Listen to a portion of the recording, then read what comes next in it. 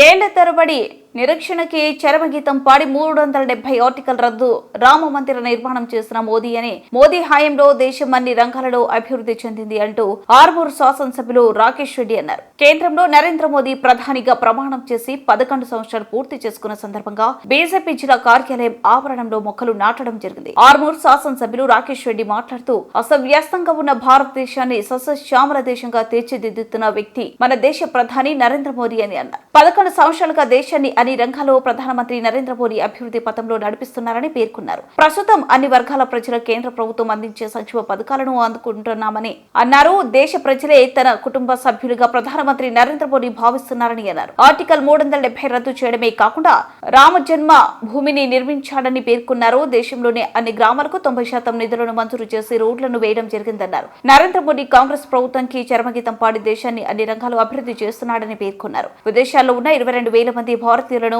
మోదీ భారతదేశానికి తీసుకొచ్చారన్నారు. ప్రతి రంగానికి నిధులను మంజూరు చేస్తూ అన్ని విధాలుగా అభివృద్ధి చేస్తున్నాడని పేర్కొన్నారు. ఇలాంటి వ్యక్తి దేశానికి దొరకడం మన అదృష్టంగా భావించాలని అన్నారు.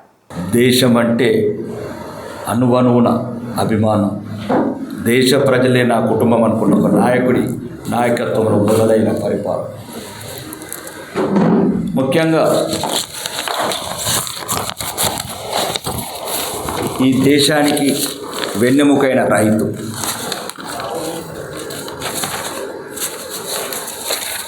అంటే రైతులకి ఏం కావాలి? మౌలిక వసతులు.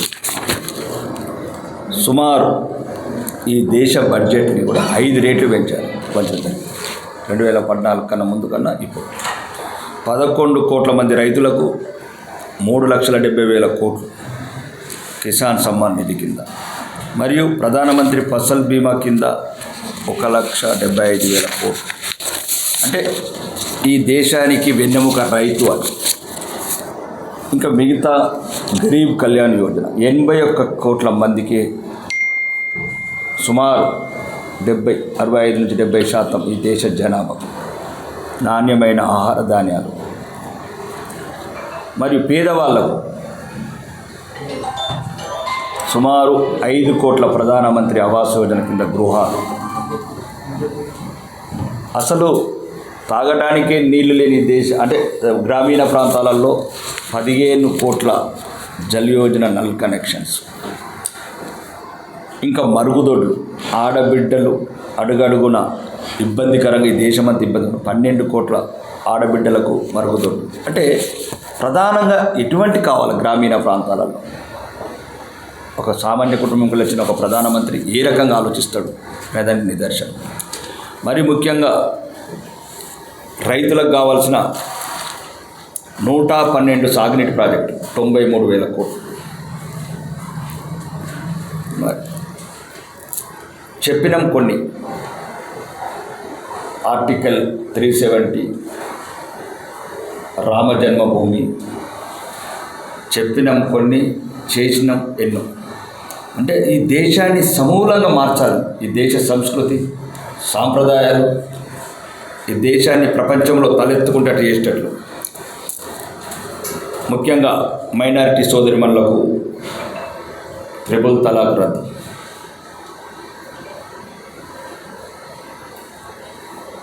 సెక్యులర్ అని చెప్పుకునే ప్రభుత్వాలు మైనారిటీలను భుజాల మీద ఎత్తుకుంటున్న ప్రభుత్వాలు 65 ఏళ్ళు నిర్లక్ష్యం చేయబడ్డ ఆడబిడ్డలని గౌరవంగా ఆత్మగౌరవం నిలబెట్టడానికి గౌరవనీయ ప్రధానమంత్రి గారు ట్రిపుల్ తలాక్ రద్దు చేయడం. మరి ఎన్నో సంవత్సరాలు మహిళా రిజర్వేషన్ అని ఎన్నికల మేనిఫెస్టోలో పెట్టడం, మోసం చేయటం, మహిళలను వంచడం, దానికి చరమగీతం పాడాలని దేశంలో ఉన్న ప్రతిపక్ష పార్టీలను నొప్పించి 33% మహిళలకు లోక్సభల అన్ని రాజకీయ రంగంలో రిజర్వేషన్లు పెట్టడం, మరియు ముద్రా పథకం కింద 35 కోట్ల మహిళలకు సుమారు 15 లక్షల కోట్ల రుణాలు. అంటే మహిళలకు, బాలింతలకు కావచ్చు, గర్భిణులకు కావచ్చు, కావాల్సిన సుమారు ఎటువంటి పథకాలైనా కానీ మహిళలకు ప్రత్యేకంగా ప్రాధాన్యత ఇవ్వడం, మరియు ముఖ్యంగా మహిళలని సైన్యంలో మహిళా కమిషన్ ఏర్పాటు చేయడం. అంటే మహిళని అబల నుంచి ఒక రకం ఆదిశక్తిగా దేశ నియంత్రణ రేఖ వద్ద కూడా మహిళలు తొలిసారిగా AK-47లు AK-57 కాపలు పెట్టడం, అట్లాంటి నిర్ణయాలు తీసుకోవడం వల్లనే ఆపరేషన్ సింధూర్లో వీరనారుడు సోఫియా ఖురేషి లాంటి వాళ్ళు, యోగికా సింగ్ లాంటి వాళ్ళు మేము చూడలేదు. ఝాన్సీ లక్ష్మీబాయి చరిత్రలో విన్నాము, కథలు విన్నాము, వాళ్ళ విగ్రహాలు చూసాం. కానీ అది కళ్ళ ముందు భారతదేశం సగర్వంగా తలెత్తుకుంటుంది సోఫియా ఖురేషి గారిని చూసి, యోగికా సింగ్ గారిని చూసి. అట్లాంటి మహిళలని సౌకర్యాలు ఇచ్చి దేశ అభివృద్ధిలో వాళ్ళని ప్రధాన పాత్ర వేయడం. మరియు ఈ దేశంలో ఆరోగ్యం మొత్తం పడకేసిన పల్లెలని ప్రధానమంత్రి ఆయుష్మాన్ భారత్ కింద 41 కోట్ల ఆరోగ్య బీమా కార్డు